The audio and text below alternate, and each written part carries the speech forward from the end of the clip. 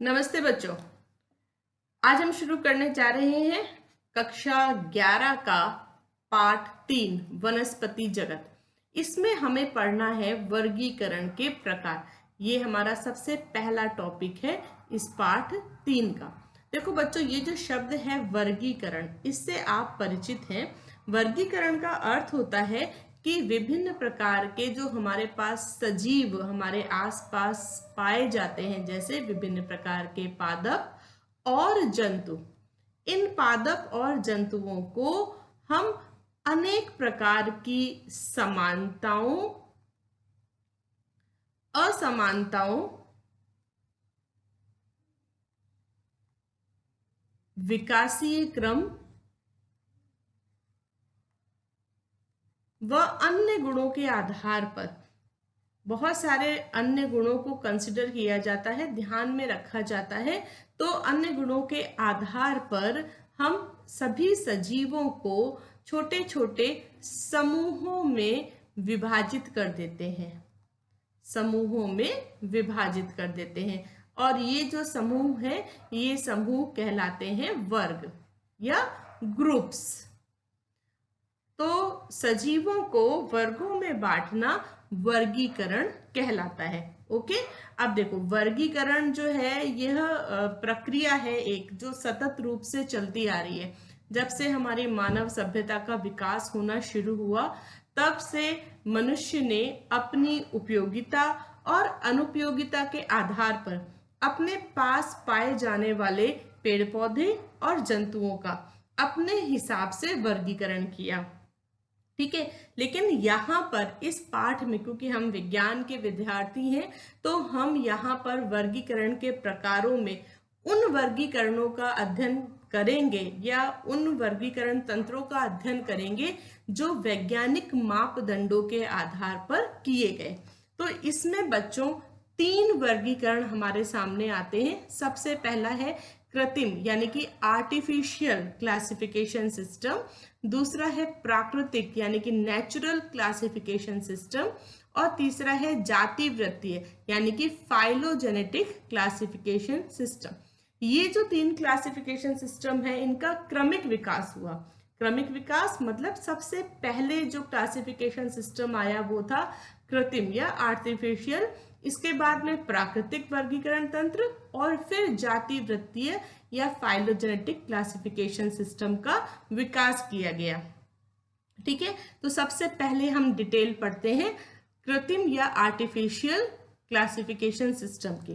तो यह वर्गीकरण, इस वर्गीकरण का आधार क्या है? देखो, इस वर्गीकरण का आधार है सजीवों की बाह्य आकार की, यानी कि बाहरी संरचना, वो हमें बाहरी रूप से देखने पर कैसे दिखाई देते हैं, उसके आधार पर सजीवों को वर्गीकृत किया गया। ठीक है, यहाँ पर जो वर्ग बनाए गए या जो समूह बनाए गए, उसमें बहुत ही कम जानकारी हमें प्राप्त होती थी। मतलब जो एक समूह है, तो इस समूह को किन गुणों के आधार पर इस समूह के अंदर हमने विभिन्न जातियों को रखा, तो यहाँ पर जो पॉइंट्स कवर होते थे, यानी कि बहुत कम जानकारियों के आधार पर ही उस समय समूह बना दिए जाते थे। ठीक है, सेकंड पॉइंट देखो, ये जो वर्गीकरण का सिस्टम है, कृत्रिम वर्गीकरण सिस्टम जो है, इसमें जो सबसे मुख्य वैज्ञानिक का नाम आता है वो है अरस्तु, जो कि एक ग्रीक दार्शनिक थे और इनको हम फादर ऑफ जूलॉजी भी कहते हैं। इन्होंने इस तंत्र को अपनाया था और उन्होंने उस समय इनको जितनी भी जातियां ज्ञात थीं उन सब को वर्गीकृत करने का प्रयास किया था। तो अरस्तु ने बहुत ही वैज्ञानिक ढंग से बहुत सारे जंतुओं को या जातियों को वर्गीकृत करने का प्रयास किया था। ठीक है, और इनका जो वर्गीकरण है वही आगे जो हम प्राकृतिक या जातिवृत्तीय वर्गीकरण तंत्र पढ़ते हैं, इनका भी आधार बना था। तो अरस्तु ने बच्चों क्या किया था, उसको थोड़ा सा मैं आपको समझा देती हूँ। उन्होंने सभी सजीवों को 2 वर्गों में बांटा था, पादप और जंतु। ठीक है, जंतुओं में उन्होंने जो वर्गीकरण किया था, प्राणियों का वर्गीकरण जो उन्होंने किया था वो इस आधार पे किया था कि उनमें लाल रक्त कणिकाएं उपस्थित हैं या नहीं उपस्थित है। और फिर उन्होंने पेड़ पौधों को आगे वर्गीकृत किया था, जैसे उनके सरल आकार की लक्षणों के आधार पर उन्होंने शाक, झाड़ी और वृक्ष, इन 3 समूहों में पौधों को विभाजित किया था। और जंतुओं का विभाजन उन्होंने किया था उड़ने वाले, चलने वाले और तैरने वाले। इस यानी कि गति के आधार पर उन्होंने जंतुओं को आगे वर्गीकृत किया था। ठीक है, तो अरस्तु ने बहुत ही बेसिक पॉइंट्स लेते हुए, बहुत ही बेसिक चीजों को आधार बनाते हुए वर्गीकरण प्रणाली को विकसित किया था। इसके बाद में बच्चों नेक्स्ट पॉइंट यहाँ पे देखो, इसके बाद में नाम आता है कैरोलस लिनियस का। कैरोलस लिनियस को हम फादर ऑफ टैक्सोनॉमी भी कहते हैं और ये एक स्वीडिश वैज्ञानिक थे। इन्होंने जो वर्गीकरण दिया वो उसमें उन्होंने मुख्य आधार बनाया था पुष्पीय लक्षणों को।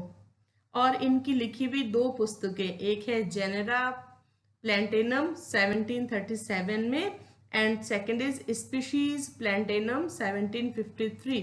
ये जो 2 पुस्तकें उन्होंने लिखी, इसमें उस समय तक कैरोलस लिनियस ने जितनी भी पादप उनको ज्ञात थे उन सभी का विस्तृत वर्गीकरण यहाँ पर उन्होंने किया था। ठीक है, और आज दिन तक भी कैरोलस लिनियस ने जितनी स्पीशीज की खोज करी है और उनका जो उन्होंने वर्गीकरण दिया वो बहुत ही महत्वपूर्ण आधार बनता है आगे के जो क्लासिफिकेशन सिस्टम्स हैं उनमें। ठीक है, यानी कि ये विकास का प्रथम सोपान अरस्तु और कैरोलस लिनियस ने हमारे लिए तैयार किया था और उसी को आधार मानकर हम आज भी वर्गीकरण को लगातार परिष्कृत करते जा रहे हैं। ठीक है, आगे चलते हैं। तो ये कृत्रिम वर्गीकरण उस समय के हिसाब से बहुत अच्छा था, लेकिन कुछ जैसे जैसे विज्ञान का विकास होता गया वैसे वैसे इस कृत्रिम वर्गीकरण तंत्र में कुछ कमियां दिखाई दी। जैसे पहली कमी कि वर्गीकरण करने के लिए बहुत ही कम गुणों को आधार बनाया गया था, यानी कम लक्षणों के आधार पर ही हम लोगों ने क्या किया था, समूह बना दिए थे या वर्ग बना दिए थे, जो सही नहीं था।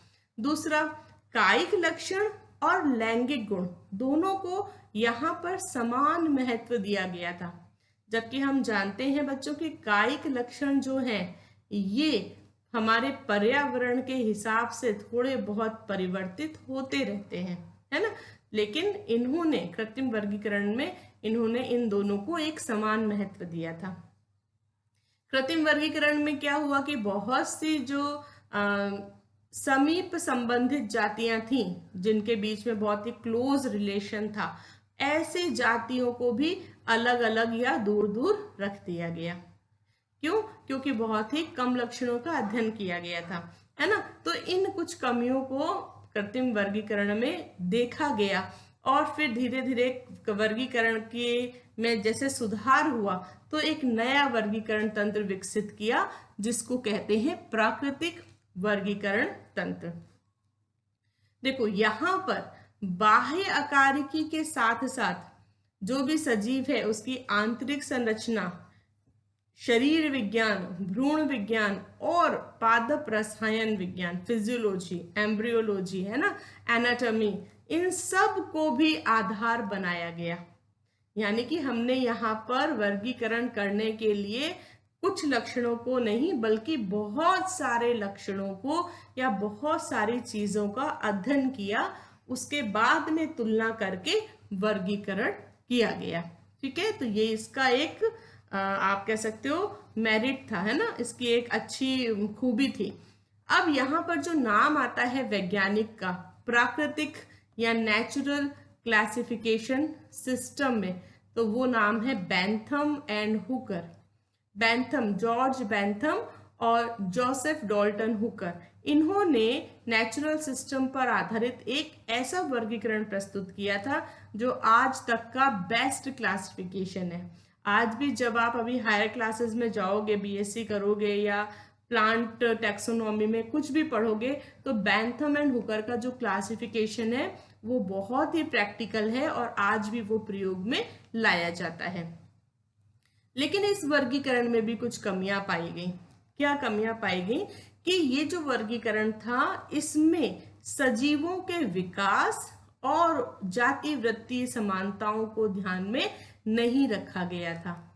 ठीक है, क्यों ध्यान में नहीं रखा गया था? क्योंकि उस समय तक विज्ञान इतना विकसित नहीं था। फिर जैसे जैसे विज्ञान के क्षेत्र में हम और आगे बढ़े वैसे वैसे हमें पता चलने लगा कि नहीं भाई फाइलोजेनी भी कुछ होता है, इवोल्यूशन भी कुछ होता है। तो फिर इवोल्यूशन और फाइलोजेनी के ऊपर आधारित ये वर्गीकरण नहीं था, इसलिए ये इसकी एक कमी रह गई।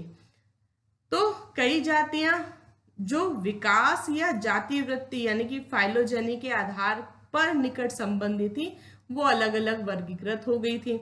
इसलिए वर्गीकरण में और संशोधन की आवश्यकता पड़ी और हमारे पास नया क्लासिफिकेशन आया, जाति वृत्तीय classification system, phylogenetic classification system. इस सिस्टम का विचार कहाँ से आया, है ना, कि भाई जाति वृत्ति फाइलोजेनी भी कोई चीज होती है, यानी कि जैसे एक सजीव है तो ये जो सजीव है इसका कोई ना कोई पूर्वज होगा भाई, है ना, और इस पूर्वज से एक सजीव तो ये विकसित हो गया, हो सकता है दूसरे भी इससे मिलते जुलते, बिल्कुल इसके जैसे नहीं हो बट इससे मिलते जुलते कुछ और सजीवों का विकास भी इस एक पूर्वज से हो सकता है। ये फाइलोजेनी है ना, कि हमारा विकास कहाँ से हुआ, हमारे पूर्वज कौन कौन थे। तो ऐसे प्रयोग करे लैमार्क और डार्विन ने, है ना। तो लैमार्क और डार्विन के जातियों के विकास संबंधी प्रयोगों के प्रकाशित होने के बाद इन्होंने जो अपने डार्विनिज्म या डार्विन की थ्योरी और लैमार्क ने अपने सिद्धांत दिए अंगों की उपयोगिता अनुपयोगिता का, है ना, और तो इन सब विकास संबंधी प्रयोगों के आधार पर वर्गीकरण के एक नए सिस्टम का विकास हुआ जिसमें बाह्य आकारिकी के साथ साथ जीवों के मध्य विकासीय संबंध, है ना, कैसे विकास हुआ है और उनमें आनुवंशिक रूप से क्या क्या समानताएं हैं। देखो, जब एक ही पूर्वज से 3 जातियों का विकास होगा तो दिखती बात है कि भाई यहाँ जो डीएनए है उसी में कुछ ना कुछ परिवर्तन आएगा और ये 3 जातियों का विकास होगा, यानी कि आनुवंशिक रूप से उनके बीच में कुछ समानताएं होंगी। तो ये जो 2 पॉइंट्स हैं ये हमें याद रखने हैं जाति वृत्तीय वर्गीकरण में। तो यहाँ पर बाह्य लक्षण वगैरह तो सब ठीक है, वो भ्रूण विज्ञान, शरीर विज्ञान, है ना, पादप रसायन विज्ञान, वो सब तो ठीक है, लेकिन उसके साथ ही साथ क्या चीजें और जोड़ी गई, विकासीय संबंध और आनुवंशिक समानताएं, इनको भी आधार माना गया। यहाँ पर बच्चों जो नाम हमें वैज्ञानिक का याद करना है जिन्होंने इस वर्गीकरण को सबसे पहले प्रस्तुत किया वो है एंगलर और प्रेंटल। तो एंगलर और प्रेंटल ने सबसे पहले इस तरह के वर्गीकरण को प्रस्तुत किया और उसमें उन्होंने क्या किया, किसी एक जाति का अगर वो वर्गीकरण कर रहे हैं तो उसको उन्होंने एक विकासीय वंश वृक्ष के रूप में प्रस्तुत किया कि भाई ये कोई एक स्पीशीज यानी कि पूर्वज रहा होगा, यहाँ से इस तरह से ये 2 जातियों का विकास हुआ, जाति नंबर 2, 3, फिर इस 3 से कुछ इस तरह से ये 3 जातियां विकसित हुई होंगी, 4, 5, 6। तो इस तरह से बच्चों एक है ना विकासीय वृक्ष, ये आपको शो कर रहा है एक वृक्ष के रूप में कि किस तरह से जातियों का विकास हुआ। तो इस तरह से जाति का वर्गीकरण एक विकासीय वृक्ष के रूप में उन्होंने प्रस्तुत किया। तो ये था जाति वृत्तीय वर्गीकरण। अब इस तरह के जाति वृत्तीय वर्गीकरण से वैज्ञानिकों को बहुत, ये आप कह सकते हो कि वर्गीकरण करने में बहुत सुविधा हो गई कि भाई ये 6 नंबर की कोई जाति है, ये जाति 1 नंबर की जाति से इस तरह से संबंधित है, ये एक रास्ता पता चल गया भाई इनके बीच में क्या संबंध है कि 1 नंबर से 6 नंबर जाति बनी और इनके बीच में एक 3 नंबर जाति और आई, है ना। तो इस तरह से वंश वृक्ष के रूप में उन्होंने एंगलर और प्रेंटल ने सबसे पहले जाति वृत्तीय वर्गीकरण को बहुत अच्छे से हमें समझाया। अब बच्चों ऐसा है कि ये वर्गीकरण तो निरंतर होने वाली प्रक्रिया है, कि जैसे जैसे हमारे तकनीकी क्षेत्र में, विज्ञान के क्षेत्र में हमने हमारी पकड़ को मजबूत किया, तो वैसे वैसे वर्गीकरण के क्षेत्र में भी नए नए आयाम स्थापित होने शुरू हो गए। जैसे और बहुत सी नई तरह की वर्गीकरण की विधाएं हमारे सामने आ गई, जैसे साइटोटैक्सोलॉजी। ये जो साइटोटैक्सोलॉजी है ना, ये क्या करती है, यहाँ पर हम क्रोमोसोम गुणसूत्र के आधार पर वर्गीकरण करते हैं। यानी कि वर्गीकरण करते समय गुणसूत्रों को मुख्य रूप से, गुणसूत्रों में क्या समानता है, गुणसूत्रों में क्या असमानता है, उसको आधार बनाते हुए साइटोटैक्सोलॉजी में वर्गीकरण किया जाता है। कीमोटैक्सोनॉमी, जो ये कीमोटैक्सोनॉमी विधा है, इसको रसायन वर्ग की कहते हैं। तो यहाँ पर पेड़ पौधों के अंदर कौन कौन से रसायन उपस्थित है, वो रसायन किस रसायन से बन रहा है, तो इस तरह से उनका अध्ययन करते हुए, रसायनों का अध्ययन करते हुए जब वर्गीकरण किया जाता है तो उसको कीमोटैक्सोनॉमी कहा जाता है। तो ये ज्यादातर जो हमारे मेडिसिनल प्लांट्स का क्लासिफिकेशन होता है, औषधीय पौधों का, क्योंकि कोई भी पौधा औषधि महत्व का पौधा है तो इसका मतलब उसके अंदर कोई ना कोई ऐसा रसायन उपस्थित है जो औषधीय गुण रखता है। तो जो मेडिसिनल प्लांट्स है, औषधि पौधे हैं, उनका वर्गीकरण इस करते समय इस जो फील्ड है कीमोटैक्सोनॉमी, उसका उपयोग किया जाता है।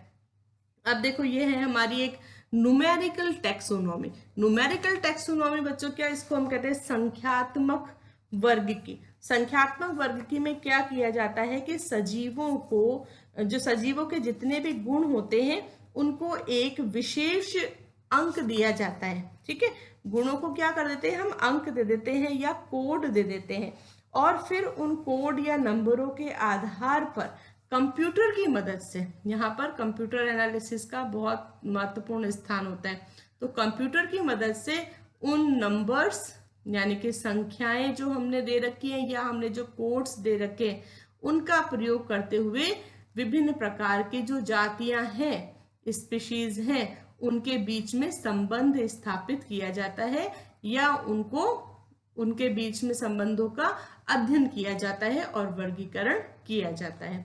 अब चौथा है सबसे एडवांस फील्ड, मॉलिक्यूलर फाइलोजेनेटिक्स। ये जो विधि है बच्चों, इसमें मॉलिक्यूलर लेवल्स पे, मतलब डीएनए, आरएनए और प्रोटीन्स के लेवल पे जातियों का अध्ययन किया जाता है और उनके बीच में फाइलोजेनेटिक रिलेशन को स्टडी किया जाता है कि भाई ये किस तरह से डीएनए का विकास हुआ होगा और किस तरह से एक स्पीशीज से दूसरी कई स्पीशीज का विकास हुआ होगा, कई जातियों का विकास हुआ होगा। तो इस तरह की मॉलिक्यूलर फाइलोजेनेटिक्स का अध्ययन किया जाता है और वर्गीकरण को, जो सजीवों के वर्गीकरण को और भी परिष्कृत किया जाता है और भी रिफाइन किया जाता है, ताकि हमें सबसे बढ़िया तरीके से और सबसे विश्वसनीय तरीके से वर्गीकरण मिल सके। ठीक है, तो ये था बच्चों हमारा टॉपिक कि किस तरह से वर्गीकरण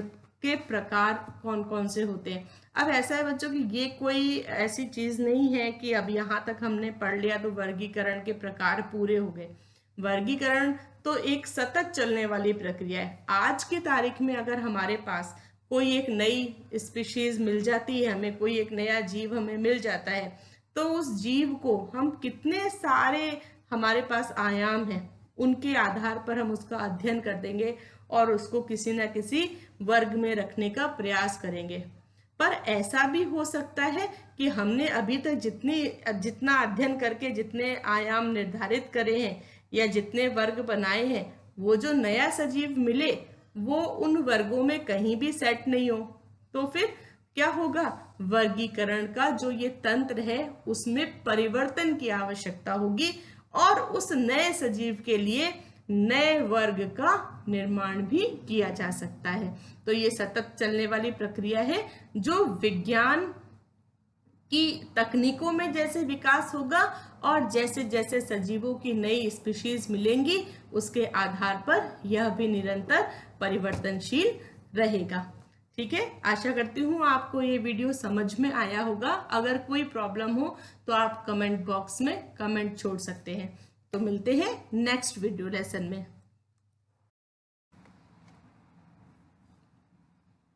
नमस्ते बच्चों, आज हम शुरू करने जा रहे हैं पाठ 3 का भाग 2, शैवाल। शैवाल को हम एल्गी कहते हैं, ALGAE, एल्गी। बच्चों ये शैवाल पर्णहरित युक्त है। इसका मतलब ये स्वपोषी है, प्रकाश संश्लेषण की क्रिया इनमें उपस्थित है और इनका जो आकार होता है वो थैलस के आकार का होता है। थैलस शब्द जो है इसका अर्थ होता है कि ये पौधे जो है इनका शरीर, पौधों के मुख्य भाग जड़, तना और पत्ती में विभेदित नहीं होता। ठीक है, यानी कि इसमें जड़, तना और पत्ती का कोई भी विभेदन नहीं पाया जाता। तो ऐसा जो शरीर होता है सजीवों का उसको हम थैलस कहते हैं। और इनका आवास ये जलीय, जल में बच्चों ये लवणीय यानी कि खारा जल और अलवणीय यानी कि मीठा जल, तो दोनों प्रकार के जलीय आवासों में ये पाए जाते हैं। साथ ही साथ नम स्थानों में बच्चों पत्थर आ सकता है, यानी कि जो चट्टानें हैं गीली रहती हैं हमेशा वो, इसके साथ ही साथ नम मिट्टी, लकड़ी आदि पर भी ये उपस्थित हो सकते हैं। ठीक है, तो ये फर्स्ट पॉइंट क्लियर हो गया कि शैवाल पर्णहरित युक्त थैलस आकार के सजीव हैं जो जलीय व नम स्थानों पर पाए जाते हैं। अब इनका जो निवास है ये तो इनका मुख्य निवास हो गया, लेकिन कुछ उदाहरणों में ये कवक और अन्य जंतुओं के साथ सहजीवन भी प्रदर्शित करते हैं। जिसका उदाहरण आप कवक के साथ तो हमेशा पढ़ते आ रहे हो कि शैवाल कवक के साथ मिलकर लाइकेन बनाता है और लाइकेन सहजीवन का एक बहुत ही अच्छा उदाहरण होता है। इसमें शैवाल और कवक दोनों की भूमिका भी आपको पता है, फिर भी मैं एक बार आपको रिमाइंड करा देती हूँ। वैसे हम लोग इसको पाठ 2 में पढ़कर आए हैं।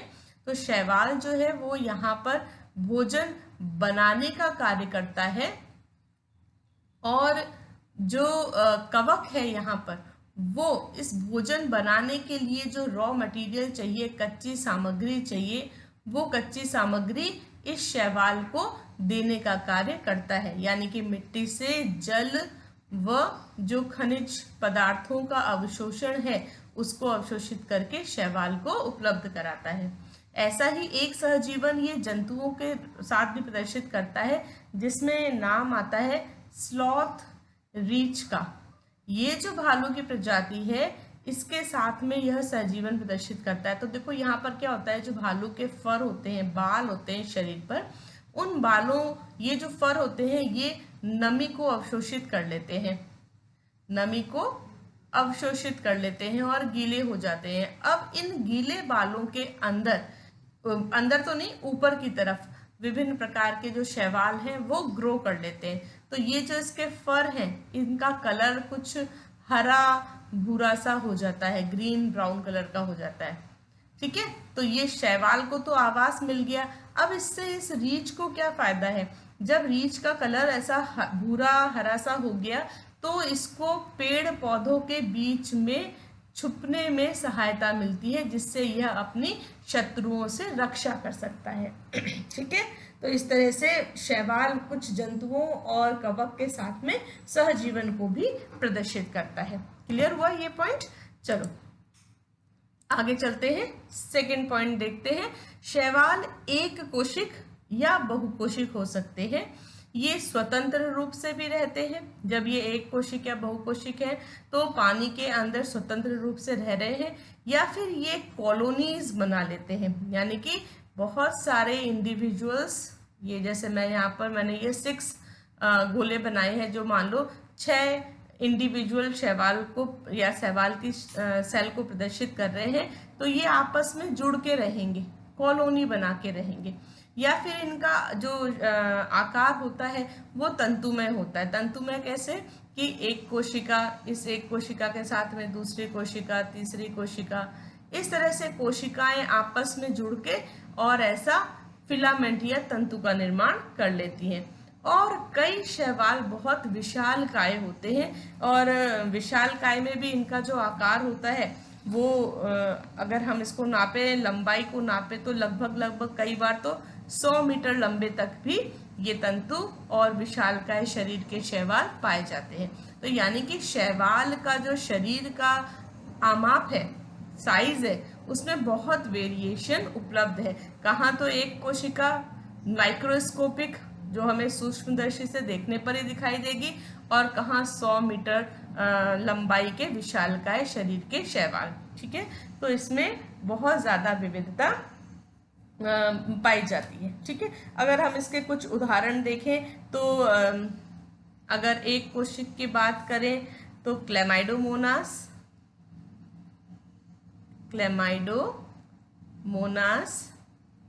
क्लोरेला, ये एक कोशिक शैवाल है।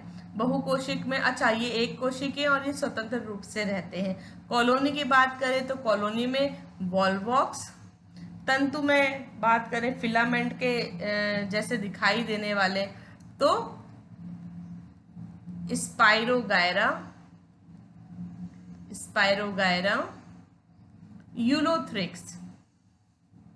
यूलोथ्रिक्स, और विशालकाय आकार के देखें तो जिनको हम कैल्प कहते हैं, ये बहुत ही विशालकाय आकार के जो है शैवाल होते हैं। इसमें उदाहरण आता है कैल्प मतलब लैमिनेरिया। बहुत सारे तरह के जो ब्राउन एल्गी अभी हम आगे पढ़ेंगे वो मिलके एक सामूहिक नाम से कैल्प के रूप में जाने जाते हैं, जिसमें बहुत से स्पीशीज आती हैं जैसे लैमिनेरिया, फ्यूकस, सार्गेसम वगैरह। ठीक है, तो मैं यहाँ पर 2 नाम लिख रही हूँ, लैमिनेरिया, फ्यूकस वगैरह, है ना।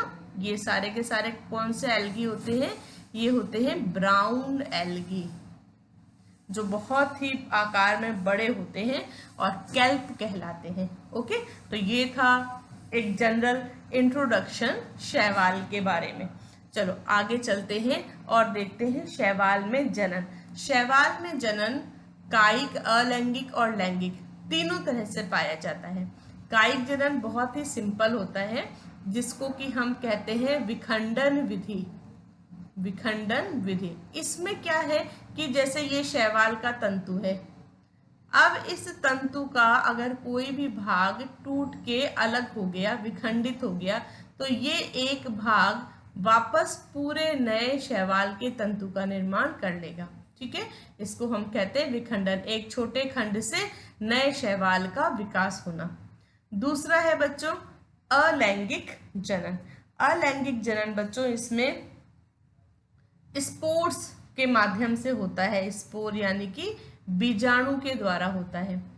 अब शैवालों में जो बीजाणु बनते हैं वो बीजाणु 2 तरह के होते हैं। एक बीजाणु होते हैं चल बीजाणु, जिनको कि हम कहते हैं जू स्पोर।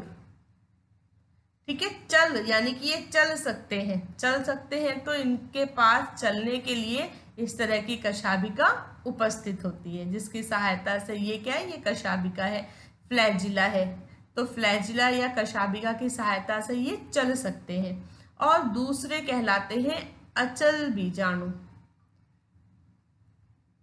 इनको कहा जाता है एप्लेनोस्पोर्स।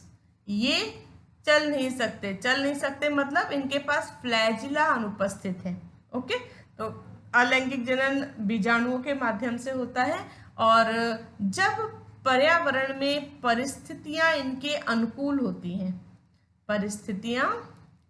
होती हैं, उस समय यह अलैंगिक विधि से जनन करते हुए और अपनी संतति को लगातार बढ़ाते जाते हैं, इंक्रीज करते जाते हैं। ठीक है, अब यहाँ पर और ये जो बच्चों यहाँ पर जो ये स्पोर्स बने हैं, है ना, ये बीजाणु बने हैं, ये बीजाणु सीधे ही अंकुरित होने के बाद में नया जो शैवाल है उसकी शरीर या उसका थैलस का निर्माण कर लेंगे। तो ये नया थैलस का निर्माण करेंगे। देखो मैंने यहाँ पर एक चित्र प्रदर्शित किया है, ये है क्लेमाइडोमोनास।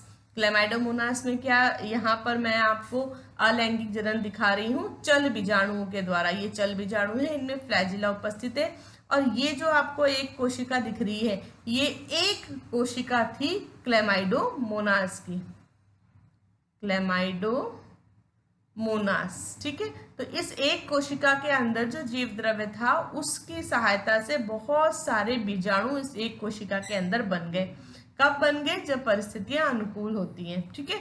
और फिर ये जो एक कोशिका है इसमें से ये डिस्पर्स हो जाएंगे, यानी कि ये सारे के सारे इस कोशिका के फटने से बाहर मुक्त हो जाएंगे और इतने सारे नए इंडिविजुअल्स हमारे पास में अलैंगिक जनन के द्वारा बन गए। क्लियर? तो ये था अलैंगिक जनन। अब हम बात करते हैं बच्चों लैंगिक जनन की। तो लैंगिक जनन इनमें उपस्थित होता है शैवाल में। और लैंगिक जनन के लिए जैसा कि हम जानते हैं कि हमें दो तरह के युग्मकों की आवश्यकता होती है, मादा युग्मक और नर युग्मक, ठीक है। तो यहाँ पर भी मादा बीजाणु और नर बीजाणुओं का निर्माण होता है या युग्मकों का निर्माण होता है। और इन युग्मकों के आकार के आधार पर दो तरह से लैंगिक जनन उपस्थित होता है। एक कहलाता है समयुग्मकी, यानी कि आइसोगैमस, जहां पर बच्चों क्या होता है, सम यानी कि सेम, यानी कि नर और मादा ये जो दोनों युग्मक हैं, इन दोनों का जो आकार है वो समान होता है। तो जब समान आकार वाले नर और मादा युग्मक के बीच में संलयन होता है, फ्यूजन होता है, तो इसके फलस्वरूप जो जाइगोस्पोर बनता है, तो इस क्रिया को हम कहते हैं समयुग्मकी संलयन, ठीक है। और दूसरा जिसको कि असमयुग्मकी या विषम युग्मकी भी कहा जाता है, या विषम युग्मकी, ठीक है। इसमें जैसा कि इसका नाम है असमयुग्मकी, यानी कि अलग अलग तरह के, यहाँ पर जो मादा युग्मक होता है वो सामान्यतः आकार में बड़ा होता है और जो नर युग्मक होते हैं वो आकार में छोटे होते हैं। तो इनके बीच में संलयन होकर जाइगोस्पोर का निर्माण होता है। तो इसको हम कहते हैं असमयुग्मकी प्रकार का संलयन। ओके, तो लैंगिक जनन दो तरह से हो रहा है, समयुग्मकी और असमयुग्मकी। यहाँ पर बच्चों एक और अच्छा, मैं आपको एक बार इनके एग्जाम्पल्स भी बता देती हूँ। तो जैसे कि सबसे पहले अपन बात करते हैं समयुग्मकी की, ठीक है। तो समयुग्मकी में हम एग्जाम्पल लिख सकते हैं स्पाइरोगायरा का, स्पाइरोगायरा, इसमें समयुग्मकी प्रकार का लैंगिक जनन पाया जाता है। और असमयुग्मकी प्रकार में हम यूडोराइना, ये इसका एग्जाम्पल है जहां पर असमयुग्मकी प्रकार का संलयन पाया जाता है। यहाँ पर बच्चों एक स्थिति और होती है, वो स्थिति क्या होती है वो देखो। कई बार ऐसा होता है कि ये जो मादा युग्मक है ये अचल होता है, यानी कि ये अपने पेरेंट प्लांट के ऊपर, जो मात्र पौधा है उसके ऊपर मादा युग्मक उसके ऊपर ही लगा हुआ रहता है, ठीक है। और जो नर युग्मक है, ये किसकी स्थिति बता रही हूं मैं आपको, मादा युग्मक की। तो मादा युग्मक या अंड कोशिका जो है वो पेरेंट प्लांट के ऊपर ही लगी हुई है, यानी कि वो अचल है। और जो नर युग्मक होते हैं वो चलायमान होते हैं, यानी कि वो पानी के अंदर बहते हुए इस युग्मक तक, मादा युग्मक तक पहुंचते हैं। तो कुछ शैवालों में ये स्थिति भी पाई जाती है। तो इसका उदाहरण है हमारे पास में वॉल्वॉक्स और फ्यूकस, और वॉल्वॉक्स, ठीक है। तो इस तरह से हमने देखा कि लैंगिक जनन भी शैवाल में उपस्थित है। यह असमयुग्मकी हो सकता है, समयुग्मकी हो सकता है, और असमयुग्मकी में हमने देखा कि मादा युग्मक चलायमान भी हो सकता है और मादा युग्मक अचल भी हो सकता है। क्लियर? चलो आगे चलते हैं और देखते हैं शैवाल का वर्गीकरण। तो बच्चों शैवाल को उसमें उपस्थित मुख्य रूप से उसमें जो पिगमेंट्स यानी कि जो वर्णक उपस्थित हैं उनकी उपस्थिति के आधार पर 3 मुख्य वर्गों में बांटा गया है। इनके नाम है क्लोरोफाइसी, फियोफाइसी और रोडोफाइसी। तो देखते हैं इन तीनों वर्गों का हम लोग एक कंपैरेटिव स्टडी करते हैं। तो देखो सबसे पहला इसका अपन पॉइंट देखते हैं सामान्य नाम। तो क्लोरोफाइसी के मेंबर कहलाते हैं ग्रीन शैवाल या ग्रीन एल्गी, हरे शैवाल। फियोफाइसी के मेंबर भूरे शैवाल और रोडोफाइसी के मेंबर्स को हम लाल शैवाल के नाम से जानते हैं। ठीक है। सेकंड पॉइंट, इनमें कौन कौन से मुख्य वर्णक पाए जाते हैं? तो देखो क्लोरोफाइसी, इसमें क्लोरोफिल ए और बी। फियोफाइसी में क्लोरोफिल ए और सी, साथ ही साथ फ्यूकोजेंथिन भी पाया जाता है, जिसके कारण इसके हरे रंग के ऊपर भूरा रंग भी जो है हमें दिखाई देता है, यानी कि हरे रंग के साथ साथ भूरा रंग जो है वो डोमिनेंट कलर के रूप में दिखाई देता है। रोडोफाइसी में देखो तो क्लोरोफिल ए और डी के साथ में फाइकोइरिथ्रिन पाया जाता है, जिसके कारण हमें लाल रंग के शैवाल ये दिखाई देते हैं। तो ये जो नाम है ना फ्यूकोजेंथिन और फाइकोइरिथ्रिन, ये आपको अच्छे से याद रखना है, जिनके कारण इनमें विशेष प्रकार के रंग उपस्थित है। थर्ड पॉइंट देखो, क्योंकि ये सारे के सारे प्रकाश संश्लेषी हैं इसलिए भोजन भी संचित करते हैं बनाकर। तो संचित भोजन इनमें क्या होता है? क्लोरोफाइसी के मेंबर्स में स्टार्च, फियोफाइसी में मैनिटोल, लैमिनरिन और यहाँ पर फ्लोरिडियन स्टार्च, ये इनका संचित भोजन है। कोशिका भित्ति में क्या विभिन्नता है? देखो क्लोरोफाइसी के मेंबर्स में कोशिका भित्ति सेलुलोज की बनी हुई, फियोफाइसिन जो है फियोफाइसी जो क्लास है उसमें सेलुलोज के साथ साथ एल्जिन की बनी हुई कोशिका भित्ति पाई जाती है। और ये जो एल्जिन है ना, इसका बहुत ही इम्पोर्टेंट जो है ना कॉमर्शियल रोल है, जो भी हम आगे पढ़ेंगे, यानी औद्योगिक रूप में एल्जिन जो है वो बहुत महत्व रखता है। रोडोफाइसी, इसमें सेलुलोज की बनी हुई कोशिका भित्ति उपस्थित है। नेक्स्ट पॉइंट देखो फ्लैजिला, है ना, कशाभिका। कशाभिका की स्थिति क्या होती है और कितनी संख्या में वो उपस्थित होते हैं? तो क्लोरोफाइसी के जो मेंबर्स हैं उसमें कशाभिका 2 से 8 हो सकती है, लेकिन वो समान होगी और शीर्ष पर स्थित होगी। शीर्ष की का मतलब है कि ये हमारी अगर कोशिका है एल्गी की, तो यहाँ पर इसके शीर्ष पर उपस्थित होगी, जैसा अभी हम क्लेमाइडोमोनास में देख कर आए हैं। फियोफाइसी में संख्या में 2 होती है और असमान, और स्थिति क्या है? पार्श्व। तो कुछ इस तरह से ये हमारी अगर कोशिका है तो ये पार्श्व स्थिति, और एक छोटी और एक बड़ी, इस तरह से असमान फ्लैजिला उपस्थित होगी। और रोडोफाइसी में फ्लैजिला नहीं पाई जाती। नेक्स्ट पॉइंट देखो आवास। क्लोरोफाइसी के मेंबर दोनों जगह अलवणीय और लवणीय सब जगह उपस्थित होते हैं, लेकिन फियोफाइसी और रोडोफाइसी के मेंबर मुख्य रूप से खारे पानी में पाए जाते हैं, समुद्र में अधिक मात्रा में पाए जाते हैं। हालांकि अलवणीय आवास में भी इनकी कुछ प्रजातियां उपस्थित होती हैं, लेकिन यहाँ पर हम मुख्य आवास की अगर बात करेंगे तो मुख्य आवास इनका लवणीय जल होता है, खारा पानी होता है। नेक्स्ट पॉइंट अपन कवर करते हैं इसमें जनन। क्लोरोफाइसी, फियोफाइसी और रोडोफाइसी में जनन किस किस तरह से होता है? देखो अपन जनन को पीछे पूरी डिटेल में पढ़कर आए हैं, यहाँ पर हम सिर्फ पॉइंट्स बना के लिखेंगे। तो क्लोरोफाइसी में कायिक जनन उपस्थित है, ठीक है, और विधि क्या है कायिक जनन की? विखंडन।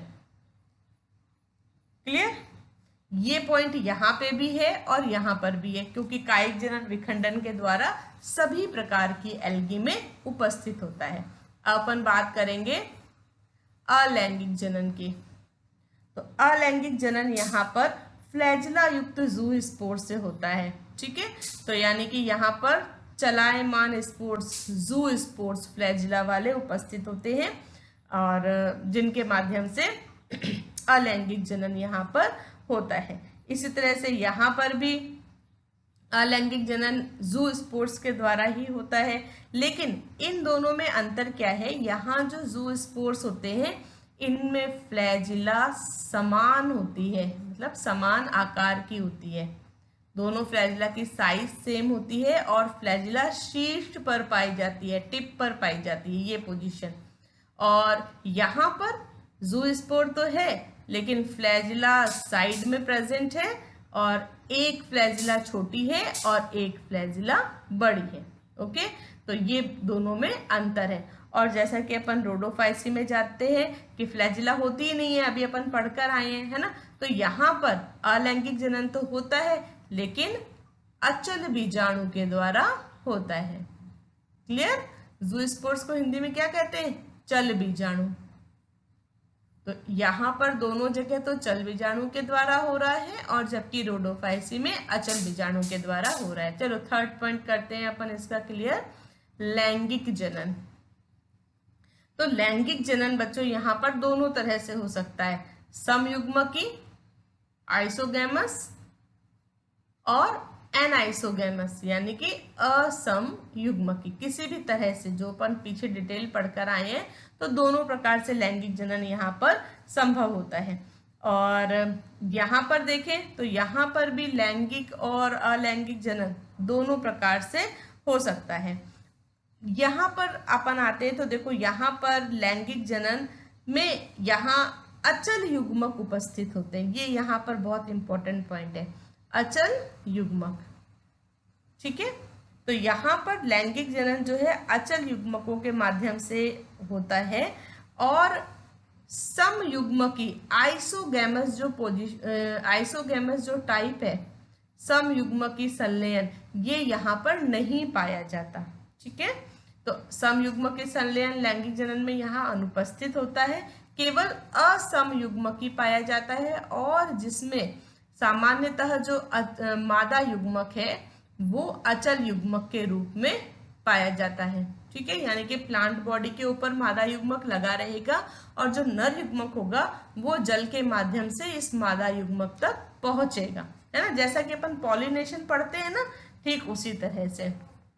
तो ये था जनन तीनों में एक तुलनात्मक अध्ययन के रूप में। अब अपन है ना इनके कुछ डायग्राम्स देखते हैं कि क्लोरोफाइसी के मेंबर्स कैसे दिखाई देते हैं, फियोफाइसी के और रोडोफाइसी के कैसे दिखाई देते हैं। तो ये देखो, ये यहाँ पर मैंने वॉल्वॉक्स का डायग्राम बनाया है जो कॉलोनी में प्रेजेंट है। ये यहाँ पर देखो वॉल्वॉक्स की एक आपको सिंगल सेल दिखाई दे रही है ना, एक सिंगल सेल दिखाई दे रही है और इसमें ये फ्लैजिला प्रेजेंट है और ये वॉल्वॉक्स की कॉलोनी, यानी कि ये 1 2 3 4 5 इस तरह से बहुत सारी सेल्स आपस में जुड़ी हुई हैं।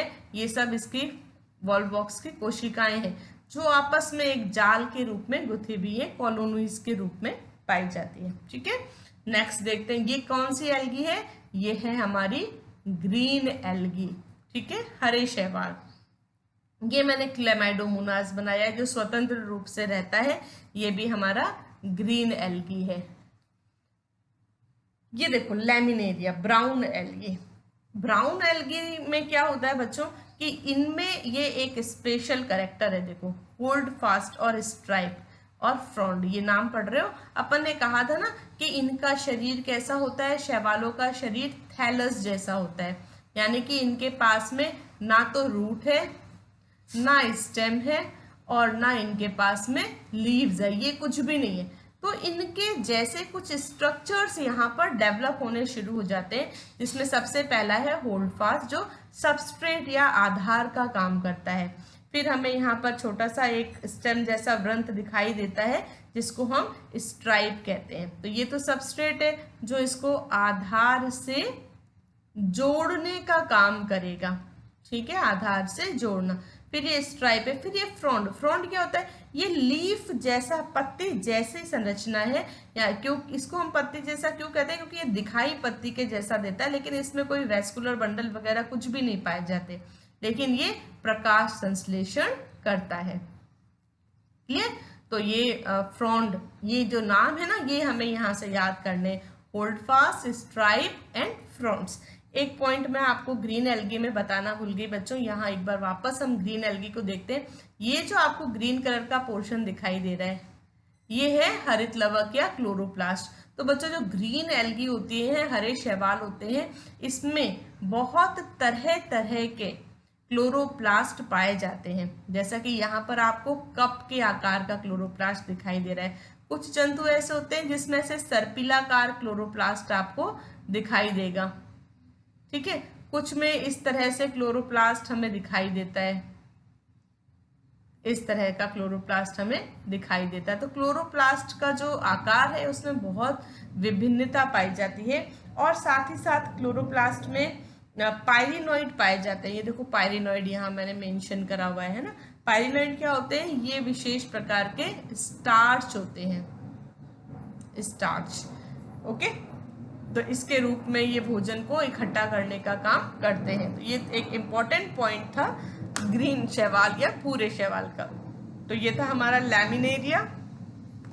अगला देखो फ्यूकस, ये भी हमारा ब्राउन एल्गी है, भूरा शैवाल है। यहाँ भी देखो होल्ड फास्ट, ये इसका छोटा सा स्ट्राइप है और ये इसका फ्रॉन्ड है जो ऐसा बटा हुआ, जैसे पत्तियां नहीं विभाजित दिखाई देती हैं वैसे यहाँ पर ये हमें दिखाई दे रहा है विभाजित। और इसमें स्पेशल फीचर देखो प्रेजेंस ऑफ एयर ब्लैडर, इसके कारण ये जो है ना बहुत हल्के हो जाएंगे और पानी में आसानी से, पानी की धारा के बीच में आसानी से तैर पाएंगे, जमीन के पानी की तली में नहीं बैठ पाएंगे, है ना।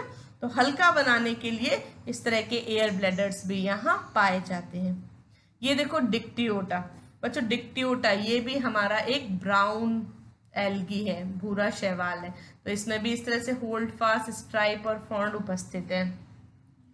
ये देखो पोरफायरा, ये है रेड एल्गी। और ये देखो पॉलीसाइफोनिया। अब ये देखो आपको बिल्कुल ऐसा लग रहा है जैसे कोई प्लांट है ना। ये हमें बिल्कुल रूट दिखाई दे रही है, ये स्टेम में ब्रांचेस दिखाई दे रही हैं, पत्तियों जैसी संरचनाएं दिखाई दे रही हैं।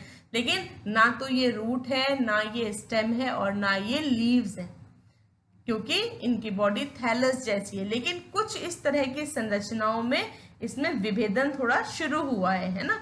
तो राइजोइड्स पाए जाते हैं जो बस इसको यहाँ पे जोड़ने का काम कर रहे हैं, तली में, पानी की तली के अंदर बांध के रखने का काम कर रहे हैं, ठीक है। तो ये है पॉलीसाइफोनिया और ये है हमारी एक तरह की रेड एल्गी, ओके। तो ये अच्छा एक पॉइंट और, ये जो जितनी भी रेड एल्गी होती है ना, तो ये पानी की, समुद्री पानी में तो पाई जाती है, लेकिन उसमें भी समुद्री पानी में तो ये पाए जाते हैं, लेकिन उसमें भी एक बहुत महत्वपूर्ण बात है कि जहां पर पानी का थोड़ा गर्म क्षेत्र होता है वहां पर ये बहुतायत से पाए जाते हैं, ठीक है। तो गर्म पानी के क्षेत्रों में ये बहुतायत से पाए जाते हैं। और ऐसा नहीं है कि केवल वहीं पाए जाते हैं, ये समुद्र की गहराई में भी इनकी बहुत सी प्रजातियां उपस्थित होती हैं, ठीक है। तो रेड एल्गी का ये आप डायग्राम यहाँ पॉलीसाइफोनिया का देख रहे हो। चलो अब आगे चलते हैं।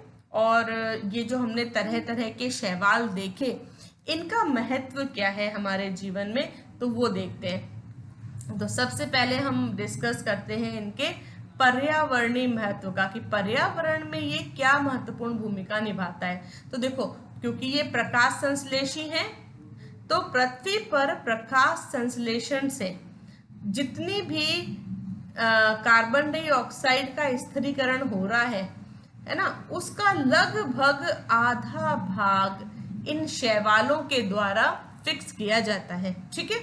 तो ये इसका बहुत हमारे पर्यावरण के लिए महत्वपूर्ण भूमिका है कि ये कितनी सारी कार्बन डाइऑक्साइड को फिक्स कर रहा है, यानी कि कितना सारा भोजन का निर्माण कर रहा है ना। और प्रकाश संश्लेषण से दो चीजें प्राप्त होती हैं, एक तो हमें भोजन प्राप्त होता है और दूसरा हमें ऑक्सीजन गैस प्राप्त होती है। तो दूसरा पॉइंट देखो, जब इतनी सारी कार्बन डाइऑक्साइड को फिक्स कर रहा है तो ये वायुमंडल में ऑक्सीजन की मात्रा को भी बढ़ा रहा है। और जो भोजन इतना सारा बना रहा है तो ये प्राथमिक उत्पादक है, जिसके कारण जलीय खाद्य चक्रों का ये आधार बनाता है, ठीक है। बहुत सारा कार्बोहाइड्रेट ये फिक्स करता है। तो ये था इसका पर्यावरण में महत्व जो कि हमें दिखाई नहीं देता।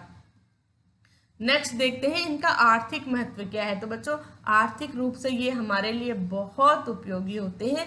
इनको हम भोजन के रूप में, चारे के रूप में, औषधि के रूप में, उद्योगों में, इंडस्ट्रियल उत्पाद के रूप में, कृषि क्षेत्र में, और भी कुछ एरियाज है जहां पर हम इसको उपयोग में लेते हैं। तो ये बहुत इंपॉर्टेंट टॉपिक है आर्थिक महत्व। तो चलो इसको अपन थोड़ा सा डिटेल में पढ़ते हैं। सबसे पहले देखो भोजन के रूप में, भोजन के रूप में सबसे पहले यहाँ पर मैंने क्लोरेला का नाम लिखा है जो एक कोशिकीय शैवाल होता है। तो ये जो बच्चों क्लोरेला है इसमें बहुत ज़्यादा लगभग 50% तो इसमें प्रोटीन होता है और लगभग 20% जो है उसमें कार्बोहाइड्रेट और लिपिड पाए जाते हैं। Lipid and carbohydrate. अच्छा, इसके साथ ही साथ इसके अंदर बहुत से तरह के विटामिन भी पाए जाते हैं। तो vitamin A, B, C, vitamin K, इसका ये बहुत ही रिच सोर्स होता है। और एक और बहुत महत्वपूर्ण बात, हमारे शरीर के लिए जितने भी आवश्यक एमिनो एसिड्स होते हैं, अमीनो अम्ल होते हैं, वो सारे के सारे अमीनो अम्ल इस क्लोरेला में पाए जाते हैं। तो एक तो ये क्लोरेला और एक ये स्पाइरुलिना, ये दोनों तो खाने के रूप में बहुत ही ज़्यादा उपयोग में लाए जाते हैं। यहाँ तक कि जो कुपोषण वाले बच्चे होते हैं ना, जो कुपोषित बच्चे होते हैं, उनके लिए इनकी स्पेशल वो बनाई जाती हैं, गोलियां बनाई जाती हैं, टैबलेट्स, जिनके द्वारा उनके शरीर में बहुत से तत्वों की पूर्ति करने का काम किया जाता है। इसके अलावा अल्वा, लैमिनेरिया और सारगैसम, इनको भी भोजन के रूप में प्रयोग में लाया जाता है। ठीक है, तो जो भी समुद्र के किनारे बसे हुए क्षेत्र हैं वहां पर ये जो सी वीड्स, इनको सी वीड्स कहते हैं, समुद्र में पाए जाने वाले वीड्स। तो सी वीड्स जो है वो उनका एक मुख्य भोजन होता है। तो मुख्य भोजन के रूप में वो इसको लेते हैं। चारे के रूप में देखो तो ये लैमिनेरिया, सारगैसम और फ्यूकस, पोरफायरा, ये सब जो है ना, ये काफी बड़े बड़े एल्गी होते हैं। तो इनको चारे के रूप में जो भी कैटल्स होते हैं या जो पोल्ट्री फार्म्स होते हैं वहां पर चारे के रूप में उनको प्रयोग में लाया जाता है। ठीक है, और ये माइक्रोस्पोरा और इडोगोनियम जो है ना, ये दोनों मछलियों के लिए, जहां पर मछलियों का पालन किया जाता है, तो मछलियों के लिए ये चारे के रूप में काम में लाए जाते हैं। अब देखो कृषि के क्षेत्र में ये हमारी नॉस्टॉक, एनाबिना और ऑसिलेटोरिया, इनमें एक विशेष प्रकार की कोशिका पाई जाती है, हेटेरोसिस्ट, है ना। ये हम साइनोबैक्टीरिया में पढ़कर भी आए हैं। हेटेरोसिस्ट जो क्या करता है, वायुमंडल की नाइट्रोजन को फिक्स करता है। तो यानी कि हमारे जो वाटर सोर्सेज हैं या जो हमारी सॉइल है वहां पर ये नाइट्रोजन को पहुंचा देगा, फिक्स करके नाइट्रोजन को पहुंचा देगा। ठीक है, और नाइट्रोजन क्या है, एक मुख्य खाद है। तो ये हमारे कृषि क्षेत्र में उर्वरकता को बढ़ाने के लिए बहुत महत्वपूर्ण भूमिका निभाते हैं। साथ ही साथ ये जो फ्यूकस और सारगैसम है, इसको हम लोग हरी खाद के रूप में प्रयोग में लाते हैं, हरी खाद के रूप में। ठीक है, तो हरी खाद में क्या होता है, जैसे खेत में हरी हरी फसलें उगी हुई, फसल काट लेते हैं, फिर जो पीछे का हिस्सा होता है ना उसको वापस खेत के अंदर ही मिला देते हैं ताकि वो धीरे धीरे सड़ जाता है और फिर वो खाद का काम करता है। या फिर क्या करते हैं कि कोई भी एक फसल को पहले, मेन फसल बोने से पहले खेत में कोई एक बीज डाल दिया जाता है, तो बीज उग जाता है, फिर पूरे खेत के अंदर क्या करते हैं, वापस ट्रैक्टर घुमा के मिट्टी को पलट देते हैं, तो वो जो पौधे उगे थे वो वापस मिट्टी के अंदर मिल जाते हैं। तो वो हरी खाद की तरह काम करते हैं। तो वैसे ही इन एल्गी, क्योंकि ये आकार में बहुत बड़ी बड़ी एल्गी हैं, तो इनको हरी खाद के रूप में कृषि क्षेत्र में काम में लाया जाता है। आगे देखते हैं औषधियों के रूप में, दवाइयों के रूप में।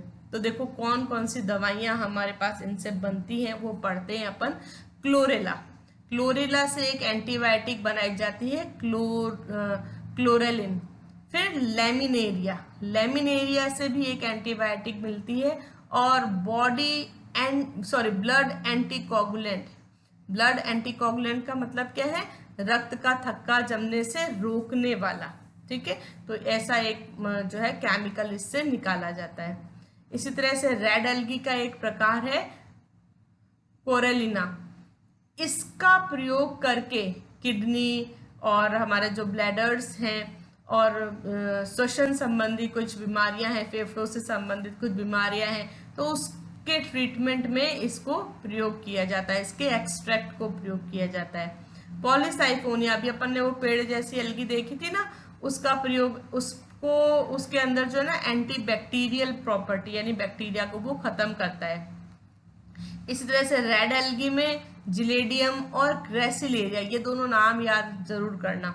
ये एक इनके अंदर से एक पदार्थ निकाला जाता है, इसको हम अगार कहते हैं। ये जो अगार है ये लग्जेटिव की तरह काम आता है और बहुत सारी दवाइयां बनाने में इसका प्रयोग बहुत से किया जाता है। दवाइयां और गोलियां बनाने में ये ना से बंध जाता है ना, बाइंडिंग प्रॉपर्टी इसकी बहुत अच्छी होती है, तो दवाइयां और गोलियां बनाने में इसका बहुत महत्वपूर्ण उपयोग होता है, लग्जेटिव होता है ये। फिर देखो कैरागेनिन, ये नाम याद करना, कैरागेनिन ये किससे निकल रहा है, एक रेड एल्गी है कॉन्ड्रस, उससे निकाला जा रहा है इसको, और ये भी ब्लड कोआगुलेंट की तरह यूज होता है, यानी ये रक्त को जमाने का काम करता है, रक्त का थक्का बना रहा है, ये रक्त के थक्के को बनने से रोक रहा है। ठीक है, तो औषधियों के रूप में हमने यहाँ पर इसके कुछ उपयोग देखे।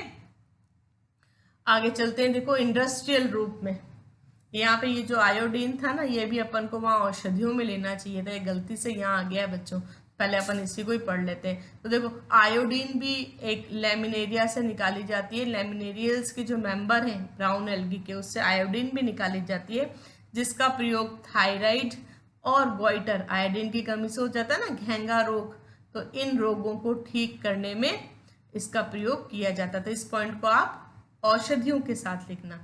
चलो देखो, और देखो इंडस्ट्रियल उत्पाद इनसे क्या प्राप्त हो रहे हैं, ब्रोमीन प्राप्त हो रही है पॉलीसाइफोनिया से। ये देखो एल्जिनिक अम्ल, ये बहुत इंपॉर्टेंट है, एल्जिनिक अम्ल।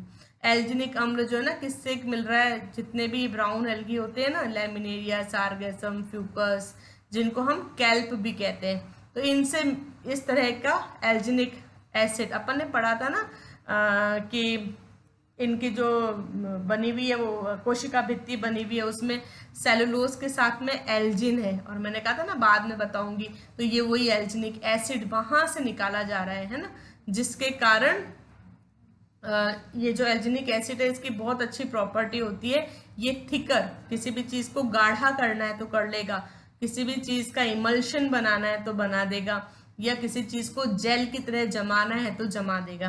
ठीक है, इसीलिए इसका बहुत ज्यादा प्रयोग होता है सूप बनाने में, साबुन बनाने में, क्रीम बनाने में, सॉस खाते हैं अपन वो बनाने में, प्रिंटर की इंक बनाने में, पॉलिश बनाने में, आइसक्रीम बनाने में, और इमल्शन पेंट्स आता है ना, emulsified paints, Asian paint, emulsion paints, ऐसे नाम ऐड अपन देखते हैं एशियन पेंट वगैरह का, तो उसमें इस तरह का नाम आता है ना, तो ऐसे इमल्शन पेंट्स बनाने में भी इसका प्रयोग किया जाता है।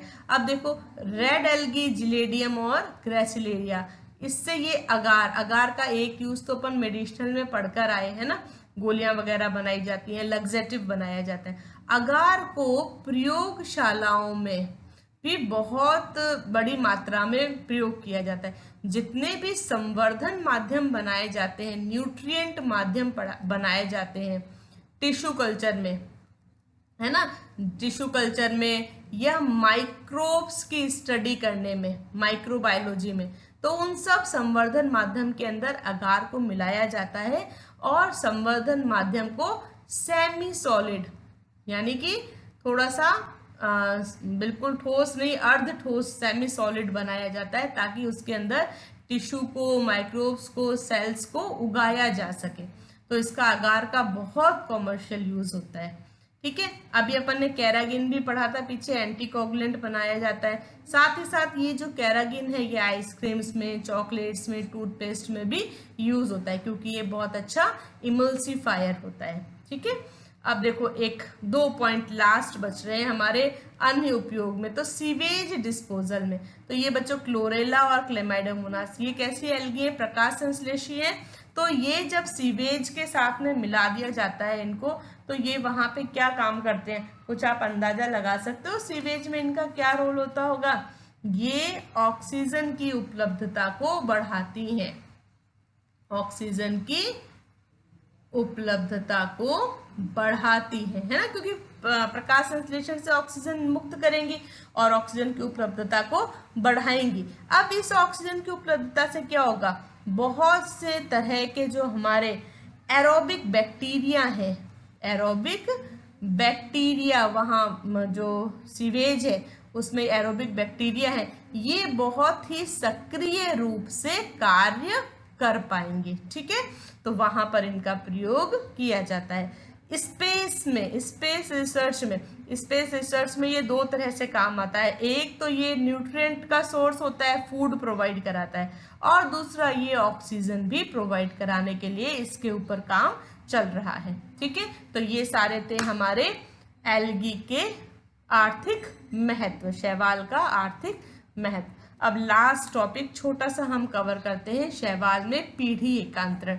तो देखो शैवाल में बच्चों क्या होता है कि मुख्य रूप से जो शैवाल का अपन ये कह सकते हैं कि मेन प्लांट बॉडी है ना, मुख्य पादप काय।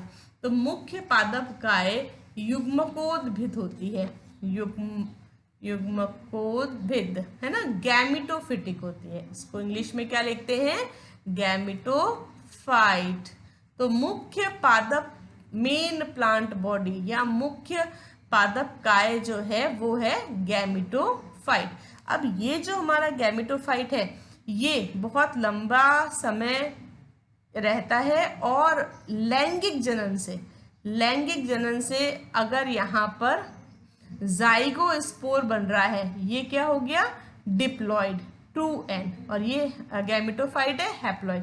तो ये जाइगोस्पोर बहुत ही शॉर्ट लिव्ड होता है, बस ये स्पोर स्टेज तक ही रहेगा, और जैसे ही इसका अंकुरण होगा, जर्मिनेशन होगा, इसमें अर्धसूत्री विभाजन हो जाएगा, अर्धसूत्री विभाजन हो जाएगा, और ये वापस हैप्लॉइड यानी कि अगुणित स्पोर्स बना देगा, और अगुणित स्पोर वापस ये गैमेटोफाइट बॉडी बना देगा।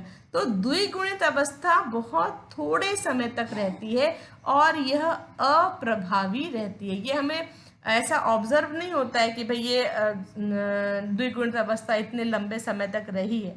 ठीक है, इसको हम कहते हैं स्पोरोफाइटिक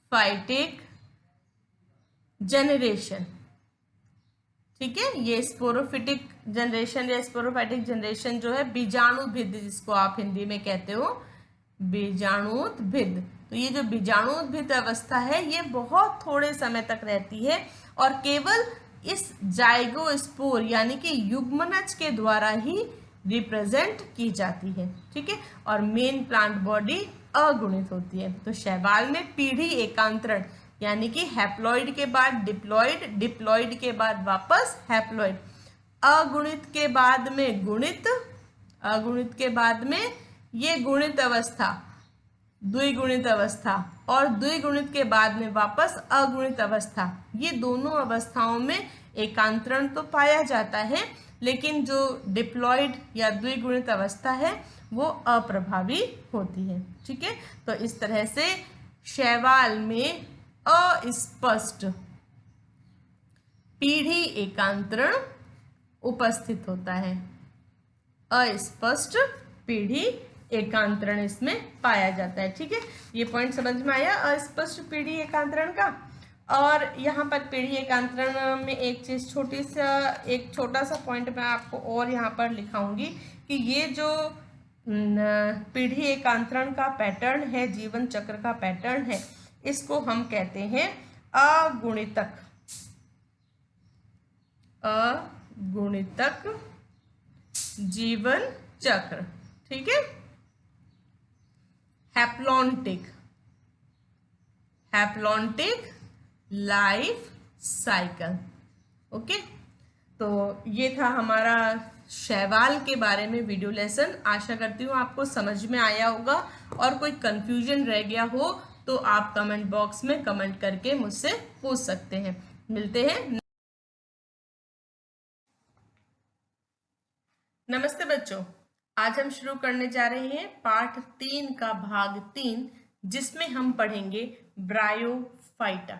बच्चों, ये जो शब्द है ब्रायोफाइटा, ये एक ग्रीक शब्द से उत्पन्न हुआ है और जिसको दो शब्दों से मिलकर बनाया गया है, ब्रायोन और फाइटा।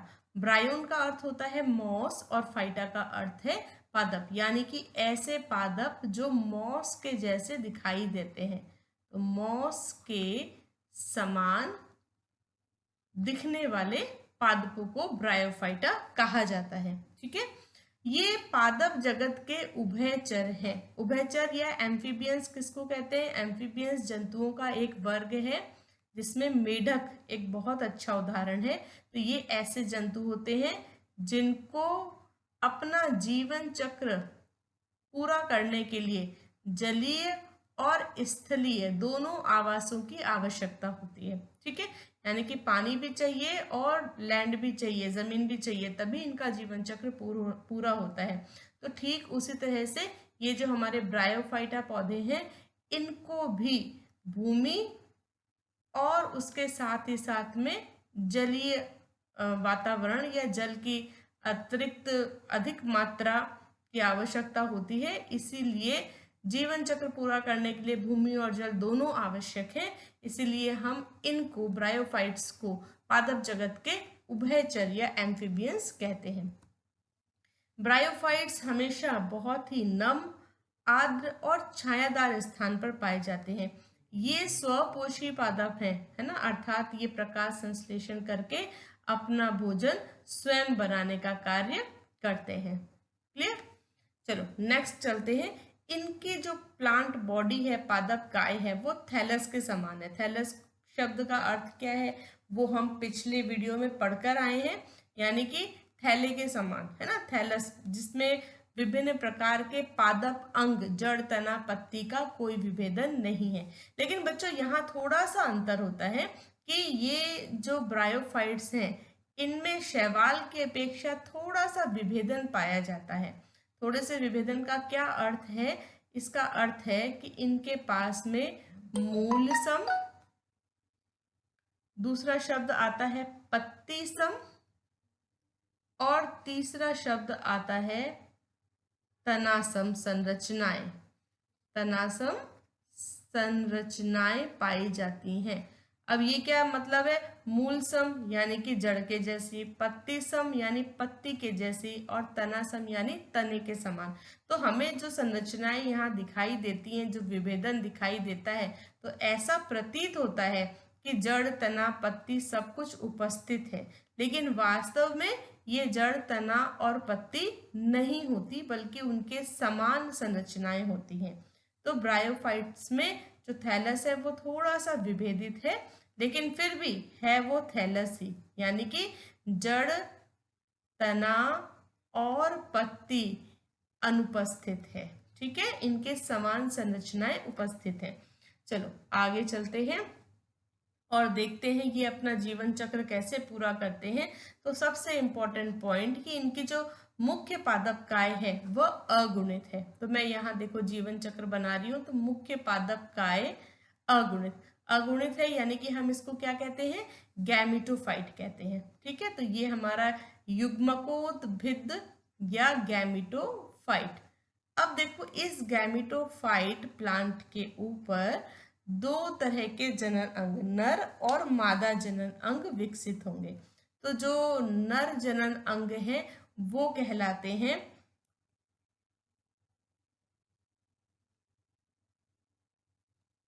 यहाँ पर वापस आते हैं अपन नर जनन अंग। ठीक है, तो नर जनन अंग बच्चों कहलाते हैं पुंधानी।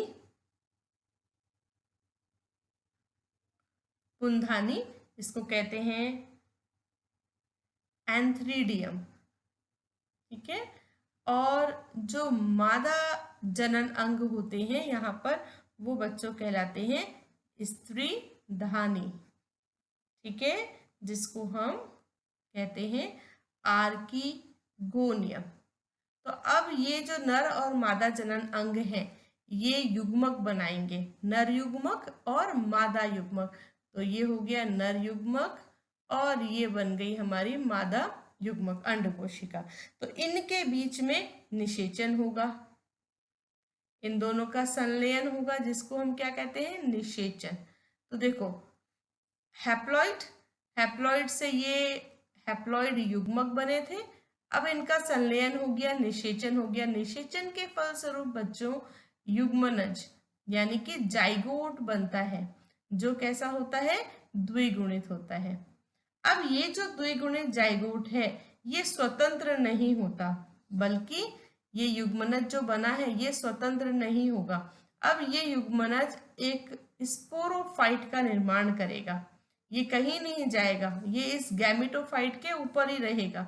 लेकिन गैमेटोफाइट के ऊपर ये किसका निर्माण करेगा, एक द्विगुणित पादपकाय, पादपकाय तो नहीं कहेंगे, द्विगुणित संरचना बनाएगा कुछ इस तरह की, जो फुट, ये है इसका फुट, ये कहलाता है भाग सीटा और ये भाग कहलाता है कैप्सूल। तो इस तरह से विभेदित संरचना बनाता है ये युग्मनज, जिसको कि हम कहते हैं स्पोरोफाइट, बीजाणुद्भिद। ठीक है, ये द्विगुणित संरचना है, 2n डिप्लॉइड। अब इस कैप्सूल के अंदर अर्धसूत्री विभाजन होता है, ठीक है, या न्यूनकारी विभाजन भी जिसको हम कहते हैं।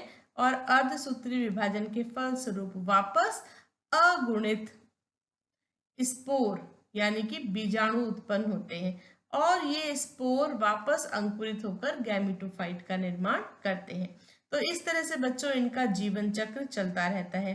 अब इस जीवन चक्र में एक विशेषता देखो आप, क्या विशेषता आपको यहाँ नजर आ रही है कि ये जो द्विगुणित अवस्था है ये यहाँ से शुरू हुई निषेचन से, ठीक है, और कहाँ पे जाकर खत्म हुई, अर्धसूत्री विभाजन पे, जहां पर अर्धसूत्री विभाजन के फलस्वरूप द्विगुणित से अगुणित स्पोर्स का निर्माण हुआ। तो ये तो है द्विगुणित अवस्था और ये है जीवन चक्र की अगुणित अवस्था।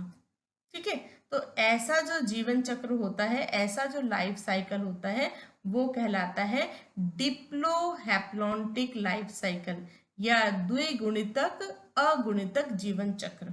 ठीक है, जहां पर अगुणित और द्विगुणित दोनों जो प्रावस्थाएं हैं वो हमें स्पष्ट दिखाई देती हैं। देखो एल्गी में हम क्या पढ़कर आए हैं, ये अवस्थाएं स्पष्ट नहीं थी, ये जो द्विगुणित अवस्था थी वो वहां स्पष्ट नहीं थी, अस्पष्ट थी। लेकिन यहाँ पर जो द्विगुणित अवस्था है यानी कि स्पोरोफाइट, ये हमें बिल्कुल स्पष्ट दिखाई देता है। हालांकि बहुत इंपॉर्टेंट पॉइंट है कि ये स्पोरोफाइट गैमेटोफाइट के ऊपर ही रहता है, लेकिन फिर भी ये विभेदित संरचना है और स्पष्ट रूप से हमें दिखाई देती है। ठीक है, तो ये था ब्रायोफाइट्स का जीवन चक्र, किस तरह से जीवन चक्र इनका पूरा होता है। बच्चों ब्रायोफाइट्स में लैंगिक जनन के साथ साथ कायिक जनन भी पाया जाता है। चलो आगे देखते हैं। ब्रायोफाइट्स को दो वर्गों में विभक्त किया गया है, लिवरवर्ट्स और मॉसेस। मॉसेस थोड़े से विकसित ब्रायोफाइट्स हैं। तो सबसे पहले अपन लिवरवर्ट्स को देखते हैं। देखो लिवरवर्ट का ये एक डायग्राम यहाँ पर, मार्केंशिया ये प्लांट का नाम है, ब्रायोफाइट का नाम है, जिसको कि यहाँ पर प्रदर्शित किया गया है। अब देखो इसके हम कुछ इंपॉर्टेंट पॉइंट्स डिस्कस करना शुरू करते हैं। तो सबसे पहला तो बच्चों आप इसकी संरचना को देखो, तो ये आपको कैसे दिखाई दे रही है, इस तरह से लीवर के आकार का दिखाई देता है। तो इनके जो थैलस का आकार है वो लीवर जैसा दिखाई देता है, इसीलिए इनको हम लिवरवर्ट्स कहते हैं। नेक्स्ट पॉइंट देखो, इनका शरीर डॉर्सी वेंट्रल, डॉर्सी वेंट्रल शब्द का क्या मतलब है हिंदी में, पृष्ठाधार। मतलब इनका जो शरीर है वो एक तो डॉर्सल सतह है यानी कि पृष्ठ सतह है, और दूसरी तरफ अधर सतह है जिसको हम निचली सतह या वेंट्रल सतह भी कहते हैं। तो ये है डॉर्सल सतह और ये है वेंट्रल सतह, अधर सतह या निचली सतह। तो शरीर दो स्पष्ट सतहों में बटा हुआ दिखाई देता है, लेकिन बिल्कुल पत्ती के जैसा चपटा होता है। ठीक है, जैसे पत्ती होती है ना, पत्ती की हमें एक ऊपरी सतह जो गहरे रंग की दिखाई देती है, और उसको पत्ती को उल्टा करके देखोगे तो वेंट्रल या अधर सतह जो हल्के रंग की दिखाई देती है। तो बिल्कुल वैसे ही इनका शरीर डॉर्सी वेंट्रल होता है और पत्ती के समान चपटा होता है। नेक्स्ट पॉइंट देखो, इसकी जो डॉर्सल सतह है, ये वाली ऊपर वाली जो हमें दिखाई दे रही है डॉर्सल सतह, ये बच्चों चिकनी होती है, और इसकी जो नीचे वाली सतह होती है उस पर ये जड़ के समान देखो, ये आपको ब्राउन कलर के स्ट्रक्चर्स दिखाई दे रहे हैं जिनको हम राइजोइड्स कहते हैं। राइजोइड्स पाए जाते हैं।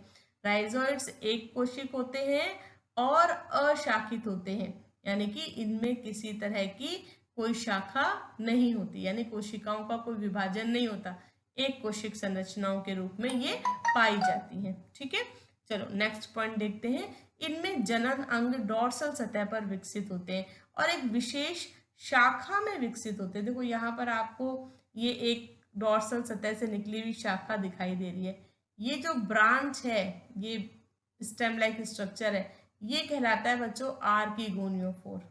और इसके ऊपर देखो ये डेवलप हो गया आर्किगोनिया, यानी कि ये क्या है हमारी आर्किगोनिया, क्या है हमारी स्त्रीधानी, स्त्रीधानी का विकास हो गया। इसी तरह से या तो सेम प्लांट पे या दूसरे किसी प्लांट या यानी थैलस के ऊपर ये स्ट्रक्चर है हमारा एंथ्रीडियोफोर, और एंथ्रीडियोफोर के ऊपर ये हमारा एंथ्रीडिया। ठीक है, यानी कि पुंधानी। तो पुंधानी और स्त्रीधानी ये दोनों या तो एक ही थैलस पे हो सकती हैं या अलग अलग थैलस के ऊपर हो सकती हैं, लेकिन ये जिस शाखा पर विकसित होते हैं इसका नाम बहुत इंपॉर्टेंट है। इसको हम कहते हैं एंथ्रीडियोफोर, यानी कि पुंधानी धर, और ये आर्किगोनियोफोर यानी कि स्त्रीधानी धर। ठीक है, चलो नेक्स्ट पॉइंट देखते हैं। अब जब ये इसके ऊपर स्पोरोफाइट विकसित होता है, देखो जो अपन ने बात करी थी अभी इनकी लाइफ साइकिल की, तो यहाँ पर आर्किगोनिया के अंदर क्या होगा, एग सेल होगी, और यहाँ से एंथ्रोजोइड्स आएंगे और यहाँ पर होगा फर्टिलाइजेशन। ठीक है, तो यहाँ फर्टिलाइजेशन हो गया, तो फर्टिलाइजेशन के बाद में यहाँ पर जाइगोट से स्पोरोफाइट डेवलप होगा। ये स्पोरोफाइट का कैप्सूल, इस तरह से यहाँ पर स्पोरोफाइट का डेवलपमेंट शो होगा। अब ये जो स्पोरोफाइट बच्चों यहाँ डेवलप होता है लिवर वर्ड्स में, वो थोड़ा कम विकसित होता है मॉसेस की अपेक्षा। ठीक है, तो इस तरह से यहाँ पर फीमेल जो प्लांट है या फीमेल जो थैलस है उसके ऊपर स्पोरोफाइट का डेवलपमेंट हो गया। और कायिक जनन के लिए, कायिक जनन के लिए देखो बच्चों यहाँ पर आपको थैलस में ये ग्रीन कलर के स्ट्रक्चर्स ये ब्राउन कलर के स्ट्रक्चर्स दिखाई दे रहे हैं, ये कहलाते हैं गैमा कप या जैमा कप। तो ये जो जैमा कप है ये यहाँ से जब अलग होके नीचे गिरेगा तो एक नए थैलस का निर्माण करेगा। तो कायिक जनन इस गैमा कप से होता है। ये लेंस के आकार के स्ट्रक्चर्स होते हैं ऐसे बाइकॉनकेव, और ये एक वापस पूरे नए थैलस को बना सकते हैं। तो बच्चों ये था हमारा फर्स्ट वर्ग ब्रायोफाइट्स का लिवर वर्ड्स। ठीक है, चलो आगे चलते हैं और हम बात करते हैं अब मॉसेस की। तो बच्चों मॉसेस में थोड़ी सी लिवर वर्ड से कुछ अलग विशेषता पाई जाती है, इसको आप अच्छी तरह से समझना जरा। तो क्या होता है कि जो स्पोरोफाइट में स्पोर बना है हैप्लॉइड, ये स्पोर जब अंकुरित होता है तो अंकुरण के बाद में ये एक प्रथम तंतु बनाता है, प्रथम तंतु, जिसको प्रोटोनीमा कहते हैं। ये जो प्रोटोनीमा होता है इसका स्ट्रक्चर कैसा होता है, ये ऐसा तंतुमय होता है, इस तरह से शाखित होता है, इस तरह से, और विसर्पी होता है, यानी कि रेंग के चल रहा है, जमीन के ऊपर विसर्पी है, रेंग के चल रहा है। ठीक है, और इसका रंग हरा होता है। तो क्या क्या प्रॉपर्टीज है प्रोटोनीमा की, नंबर 1 ये कैसा है, विसर्पी, रेंग के चल रहा है, इसका रंग कैसा है, हरा। तीसरा पॉइंट कि ये कैसा है, शाखित है।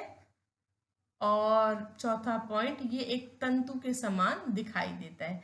अब ये जो तंतुमय प्रोटोनिमा है, इसके ऊपर पार्श्व कलिकाएं पाई जाती हैं इस तरह से, ये पार्श्व कलिकाएं हैं। अब ये जो पार्श्व कलिकाएं हैं, यहां से एक सीधे तने के समान संरचना विकसित होती है, जिसको हम मुख्य अक्ष कहते हैं। और इस मुख्य अक्ष के ऊपर बच्चों सर्पिलाकार रूप से पत्तियां लगी हुई, पत्तियों के समान संरचनाएं, पत्ती सम संरचनाएं लगी हुई पाई जाती हैं। और बच्चों यहाँ पर राइजोइड्स भी उपस्थित होते हैं। जो ये पार्श्व कलिकाएं हैं ना, इनके साथ में यहाँ राइजोइड्स भी उपस्थित होते हैं। तो ये हो गया मुख्य अक्ष, मेन एक्सिस। और इस मेन एक्सिस के ऊपर ये पत्ती सम संरचनाएं उपस्थित हैं, और साथ ही साथ ये राइजोइड्स भी उपस्थित हैं। तो ये जो प्रथम तंतु से पार्श्व कलिका से दूसरी अवस्था निकली है, ये जो है अब इस अवस्था के ऊपर ये जो हमें संरचना दिख रही है, यहाँ पर जनन अंगों का विकास होगा, यानी कि पुंधानी व स्त्रीधानी, आर्किगोनिया और एंथ्रीडिया, इनका विकास अब इस संरचना के ऊपर होता है। ठीक है, तो ये मोसेस में जो डेवलपमेंट है उसमें ये बहुत ही इंपॉर्टेंट स्टेप है। तो पहले तो प्रथम तंतु उत्पन्न होता है, और प्रथम तंतु के ऊपर जो है द्वितीयक वृद्धि होती है एक पार्श्व कलिका से, और इस द्वितीयक वृद्धि के ऊपर जो है लैंगिक अंगों का विकास होता है। क्लियर? तो चलो अब एक जरा चित्र के द्वारा, एक उदाहरण के द्वारा मोसेस को और डिटेल में हम देखते हैं। ये देखो, यहाँ पर मैंने एक मॉस फ्यूनेरिया को प्रदर्शित किया हुआ है। तो देखो, इसका आपको यहाँ पर सबसे पहला पॉइंट ये देखो, पादप शरीर कैसा दिखाई दे रहा है, ये पर्णिल पत्ती के समान संरचनाएं दिखाई दे रही है, जो एक अक्ष के ऊपर सर्पिलाकार रूप में विन्यसित है। ठीक है, सेकेंड पॉइंट देखो, इसमें राइजोइड्स पाए जाते हैं। राइजोइड्स में ये जो राइजोइड्स हैं, ये बहुकोशिक हैं और शाखित है। ये बहुत इंपॉर्टेंट पॉइंट है। ठीक है, अब देखो थर्ड पॉइंट, ये जो पत्तीदार प्ररोह है, इसके शीर्ष के ऊपर समूह में जनन अंगों का विकास होगा। अब यहाँ पर जनन अंग नहीं दिखाए गए, यहाँ पर सीधे आपको स्पोरोफाइट का डेवलपमेंट दिखाया गया है। तो यहाँ पर जनन अंग विकसित होंगे, और जनन अंगों में जो अंड कोशिका होगी वो निषेचित होगी, और वो निषेचन के बाद में द्विगुणित युग्मनज जाइगोट का निर्माण करेगी, और जाइगोट जो है वो अंकुरित होकर इस तरह का स्पोरोफाइट बनाएगा। ये स्पोरोफाइट थोड़ा अधिक विकसित होता है लिवरवर्ट्स की अपेक्षा, और ये फुट, सीटा और कैप्सूल में विभेदित दिखाई देता है। अब ये जो कैप्सूल है, इसके अंदर बच्चों अर्धसूत्री विभाजन होगा, और उससे वापस हैप्लॉइड स्पोर्स बन जाएंगे।